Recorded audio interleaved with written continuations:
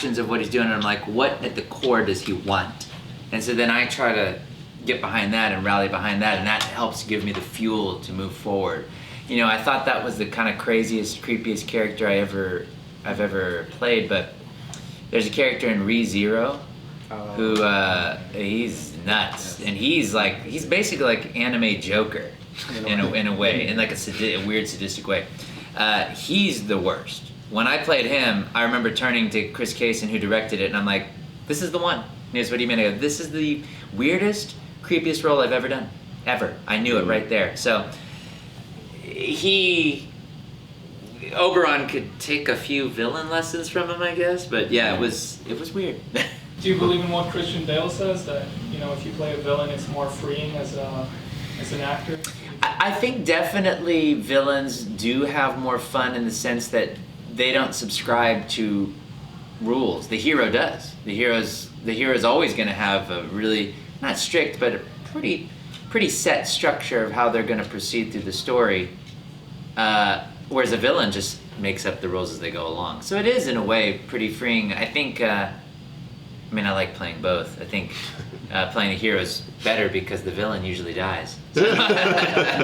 Yeah. I'm going to bring up another creepy role. You also voiced Setsuna Kiryu in Kengan Ashura, but also Adam Dudley and Chia. How was it to transition to every different roles with your characters for Kengan Ashura?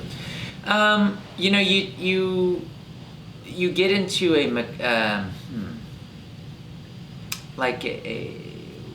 when it's a situation like that, I'm just trying to make sure that I'm doing the production justice and doing what the director's asking, and so it's really helpful to have a great director to guide you in what you need to know, so that you can accurately do your job. And so as long as they're there, I can play a variety of different roles, as long as they're there to help paint with me. Okay. Then we're good. You know, yeah. Sticking on the theme of villains, you played Ebony Maw in Marvel Ultimate Alliance 3. Mm-hmm. How did that go, and how? Oh, it was great. I mean, I think the non-Marvel fan is in the minority. So I definitely had a good time doing that, and I play a couple other Marvel characters that I don't know if they're released yet, but oh yeah, definitely ones from what's the next phase? Phase 5? Phase 4. Phase 4.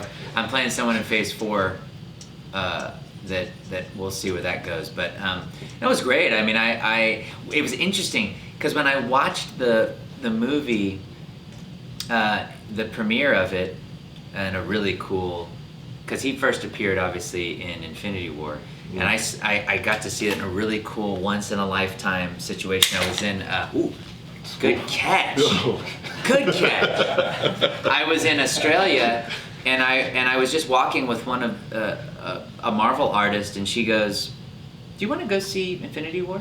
I'm like, because it hadn't come out yet. Right. It was not set to release worldwide for like 2 more days. I was like, okay, all right. So it was me, Alan Tudyk, Walter, the Black Power Ranger, all these other, just this oddity of folks coming together. And we saw it on the biggest IMAX screen in the world with the press. And it was awesome. But when I saw Ebony Maw come up on screen, I was like, because sometimes an acting exercise that my professor taught me was watch a movie and see who you think you would portray in that movie, and then ask someone who they think you would portray in that movie. That's how you can gauge if you've got an accurate self-awareness of what you can play. And I thought, oh, Ebony Maw. I was like, even though he kind of gets iced, I'm like, that's the guy who I would be. And so it's so funny that a couple years later, Ebony Maw. So I'm like, okay, good. I think I'm accurate. So it was great. It was fun. Yeah. Yeah. You know, it was real funny. Like, when I used to read the Naruto Shippuden manga, and when I did the part when Obito showed up, I literally thought of your voice. I did the voice in your voice, and I was like, wait, he did this? I was like, what? The voice director must have thought about this. Well, please do that more. Think of that more, so hopefully it'll happen some more. Yeah. What was your favorite one? What was your favorite character? Because I know you did Jocko. I didn't know you did Jocko because your voice was so small. Yeah. Like, it was like, whoa. Just favorite character in general? Natsu. Natsu, yeah. We've been together a long time, so gotta represent. Yeah. And with that you bring up Natsu, how does it feel that you wrap up the final season after so many years? Like maybe there is a sequel with 100 requests, but overall with the final season being wrapped up, how did it feel to let that show go for now in the meantime that it hasn't been confirmed for more? It's a weird place to be because you know, when a relative dies, they're dead. And it's like you can begin the healing process and that's it. And it's like, you know, they died and that's all. With something like this where it's like, well, it seems like the 100-year quest is kind of a thing. And like, you know, and the way this show ends, it's like, well, God, right there, come on. But not knowing, especially in the entertainment industry, when things can change like that, you know, when you have, when you have a movie like Terminator Dark Fate, get bomb at the box office, and then Tim Miller, who directed it, then his Kitty Pryde movie gets canned. You know, you're like, oh, was this happen because of that? Like, so many things can change at the last second. Like, or, you know, you see someone who, you know, Chewbacca mom comes out on YouTube out of nowhere, and then it was like, oh my God, millions of views, let's get her to a con. And then she goes to a convention, and it's like, doesn't work. So it's like, the entertainment industry is so weird. It's like, who would have thought that, you know what, let's put all the Beverly Hills housewives together. Let's make a show about that. How do you come up with that? So it's like, you can't really gauge what's gonna happen. So for example, another example is D. Gray Man. Shit, I didn't know that 10 years later we would come back to that show. I thought for sure we would, and that's why I made the bet about piercing my ears, because I'm like, I guarantee you we're not doing D. Gray Man anymore. Pierce my ears? And then I said, because I had earlier in that day, I'd seen a guy with pierced ears that looked cool, and so it stuck in my head, and so when someone asked about D. Gray Man, I was like, if that show comes back, I'll pierce my ears. Because I thought it'd been 10 years. 2 months later, I get a tweet from a fan that's like, congratulations on D. Gray Man. I'm like, wait a minute. It's like, wait, what? And so I went and got my ears pierced. And I made good on the bet. But so who knows? Who knows? I have no idea what's going to happen. But I hope for the best. But as a book that I'm reading, fear and hope come from the same place, if you think about it. Because fear and hope are dealing with things that haven't happened yet in the future. So they both are just a source of stress. So I try to okay, I don't want stress. So I'm not gonna hope for it. I would like it, but I'm trying not to hope for it. So that when I get it, it's an awesome surprise. And if I don't get it, I'm like, oh, okay. Yeah, so. Talk about, I know we kind of brought up Jocko a little bit.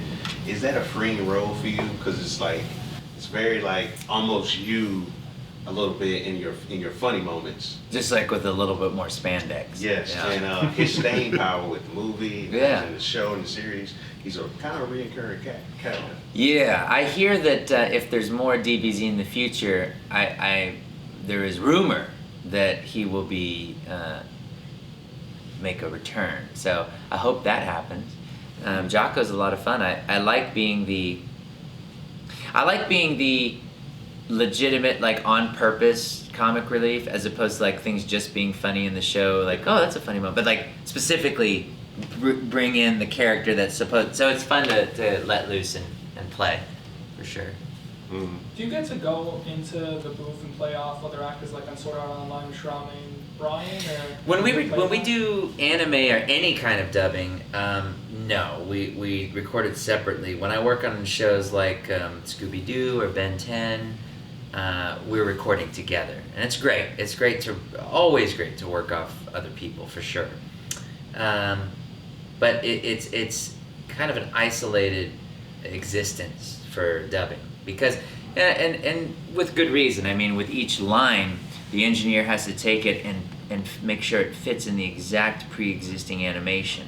And with anime, of course, there's moments where it's little, big, small, crying, sad, nosebleed, happy, eating food, all in a moment.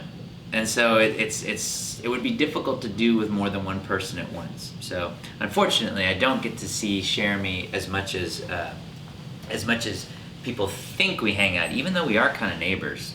We don't live that far from each other. Actually, you know what? hold on. Let me do this. Thank you for bringing that up. I'm actually going to send her a Marco Polo right now. And I'm going to say, okay. Hey, Cherami. We're sitting here, and I'm hanging out with some folks, doing a little interview action. And we were just talking about you and how amazing you are and how fantastic you are behind the mic and how that we don't get to hang out very much even though we kind of live next to each other. So let's do this. December, we have to get together and have a dinner. Deal? If it's a deal, say nothing. Perfect. Okay, December. All right, so she'll get that message and she'll let me know what she thinks. I'm gonna use that. But one more question about Natsu is that what was your favorite scene with all that has happened in his role and plus his progression? And also, do you use his tagline "Fire Up" in your daily life as well? Strangely, yes, but not because of. I was using it before the show. It's a Texas thing that just stuck with me. My favorite moment. There's so many over the over the course of 10 years. But anytime, it's so weird because it's like I don't have the impetus that Natsu has in the terms of with my friends of like I really respect you, so I think we need to fight now. Like punch and kick and fight to the death. It's like such a weird thing. It'd be like, bro, I had such a good time at dinner. Can we fight? Like it's such a weird dynamic. But whenever I would challenge guild arts, it was always fun. I always thought that the one time Natsu's like, I give up. It's rare. So that was a lot of fun. And anytime I get to kick ass is always a blast. Yeah. What do fans mostly remember you for out of all the roles that you've done? It's interesting. It's a toss-up because it's Natsu, Death the Kid, Hikaru, Sergeant Frog, and Alan. Yeah. So really kind of all equally, which is lovely. And then occasionally you get some initial D sneaking in there or stuff like that. So I saw those cars over there. It's pretty cool. It's good condition too. A86. Yeah. So it's a variety. I've been very fortunate to have played some really great roles at such a strange. Like it was all like such a concentrated golden age of anime before streaming kicked in. It was kind of like when you think of bands that have several hits. A lot of times they do it in a really quick amount of time, and so to do those shows all kind of right around the same time, it was fun to do. I was very very fortunate, very lucky. Yeah. Speaking of Sergeant Frog, how did you come up with the voice for Kero? It was Brina actually who alerted me to that show. She goes, Colleen, who's directing it, or directing the test episode. We did a test episode. Brina said that, hey, Colleen's looking for nerdy voices for this show about frogs. I had no idea what this show is about. I had no idea that in Japan, Sergeant Frog's huge. In Sergeant Frog, Keroro sells things like cereals and couches and vacuums, and I had no clue. And so she goes, they're looking for a nerdy voice, etc.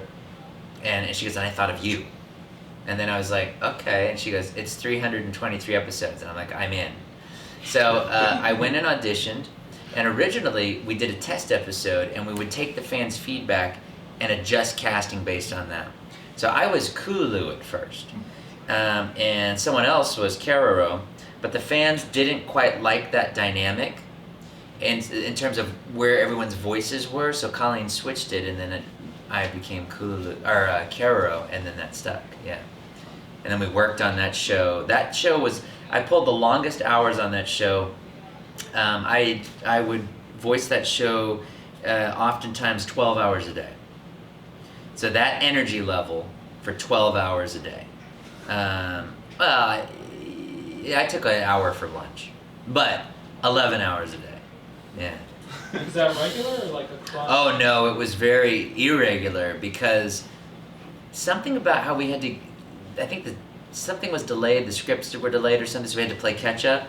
So I would work on episodes like 1 through 3 in the morning, like till 6, and then 6:15 because I had to take a break. 6:15 to 10, I would do like episodes 17 through 19. So it'd be like all over the place. Luckily, that show's kind of a serialized show to where it's like you don't necessarily need to watch episode 1, 2, 3 in order, you know. So it was it worked out, but it was a lot. You've mentioned that usually dub casting for anime is usually isolated by yourself, but I do know that you also voiced Ling from Fullmetal Alchemist Brotherhood. Were you and Troy Baker able to like work together as both Lin and Greed at the same time? See, and that's the beauty of our mix engineers and our engineers. They make it seem seamless when really we recorded at completely separate times. And then it goes back to having a good director who's like, okay, Troy's gonna say this part, but you say this part. Or Troy's gonna say this, then you say this, and we'll blend it together. When I directed Claymore, which was an awesome show, it's so funny to me where they, they're like, there's nothing in pop culture that really, shows women power. I'm like, you all haven't seen Claymore. What about Sailor Moon? All this kind of stuff. Ripley, Sarah Connor. Yeah, so when we did Claymore, please don't go online and say, Todd doesn't believe in women power. Don't freaking do that, please. I say one offhanded thing, it's like, Todd believes in making human skin lamps and comicbook.com. So, but when we did Claymore, in terms of interesting directing choices, at the end of it, the villain kind of reaches her maximum power ability. And so I felt like, wow, wouldn't it be cool if we did 5 layers of her voice? So I had Brina, who played Priscilla, I want to say. It was a while ago. I had her do, so each line, she did 1 layer of whisper, 1 layer of normal, 1 layer of yelling, 1 layer of a pitch lower than herself. And then we mixed all those together for the whole final episode. It's pretty cool. So, but we make it seem like she did it in 1 take. So yeah, stuff like that's always fun to do. Do you have rituals that you practice before each voice acting session? How many takes do you generally get? I mean, for me, it's like 1 or 2 takes. But it is. I'm grateful that.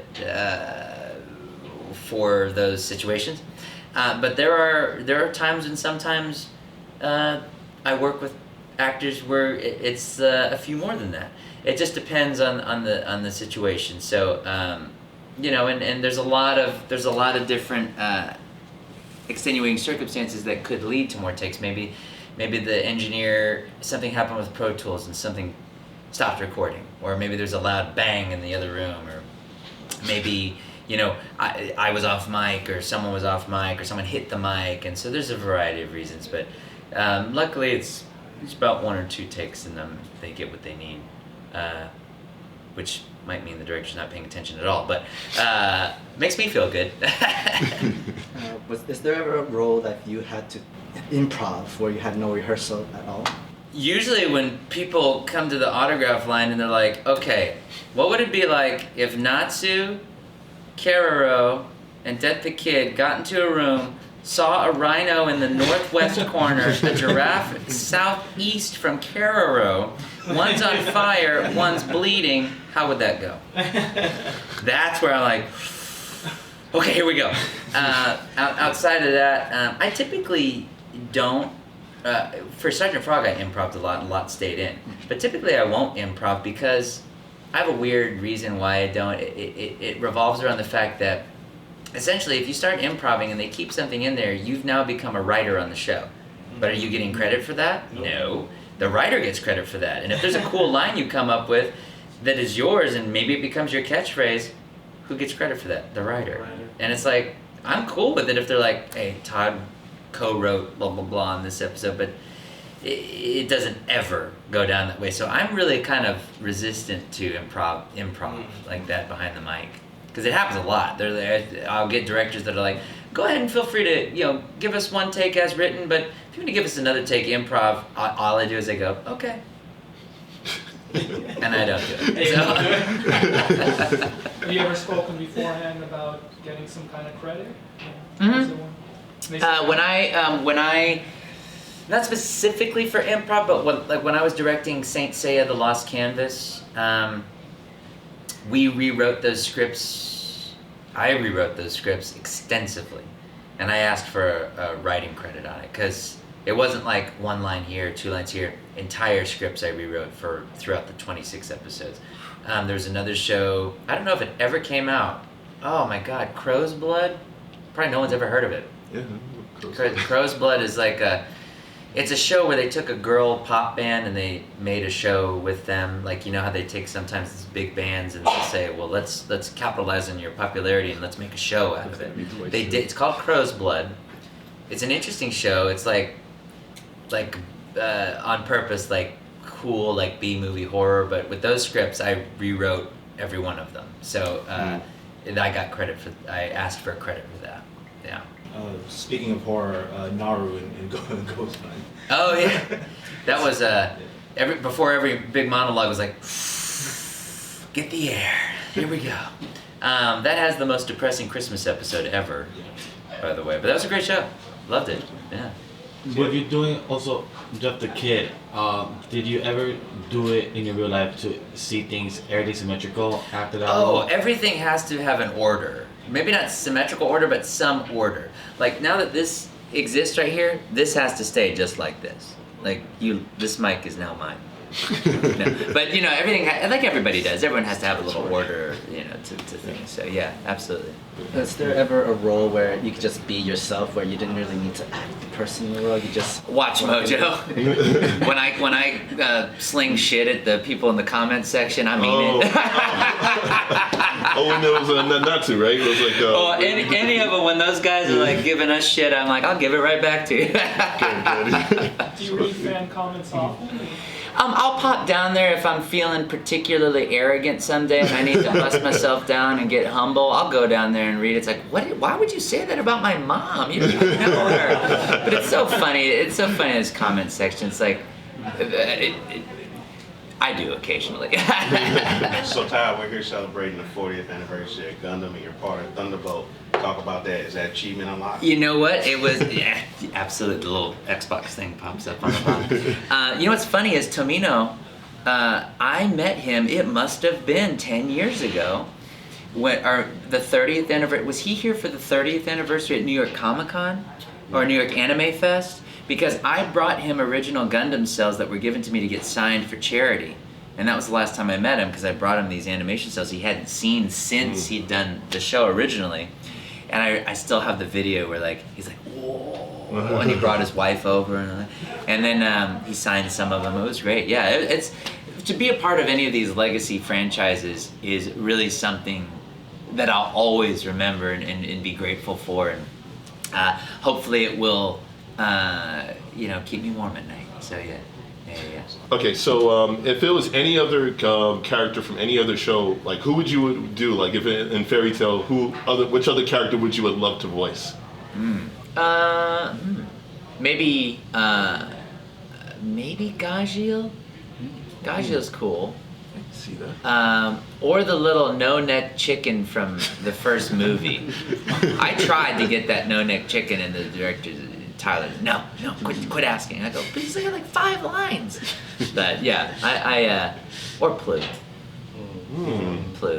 Plue. But such freedom. He can just walk around with no shame, just completely naked all the time. People are like, oh, so cute. Most of the time you see it in LA, you're like, arrest that person. You can't walk around nude, but Plue clearly can do whatever he wants. Freedom, true freedom. That's right. When you mentioned Dark Fate before, would you ever reject a character based on the fact that you think it won't succeed and might hurt your career? Yes, absolutely. Yeah. I try to be very selective about stuff like that, especially if it's a character that I felt like went out on a high note. If it's like a cash grab that isn't solidified in quality, I wouldn't do it. Yeah. Do you remember Beat the Vandal Buster? Yes! How do you remember that? Because I love that show. Oh, yes! That was a great show. That was fun to work on. And AM Driver at the same time. Yes. Worked on that. That's awesome. It should have been really popular. Yeah, I agree. I agree. That was awesome. Very cool. We actually did 2 versions of the AM Driver script. We made a complete satire version and then a regular version because we wanted to see which one was going to go. And then the funny one was just too much on production to try to complete, so we just did the normal one. But that was fun. That was good times.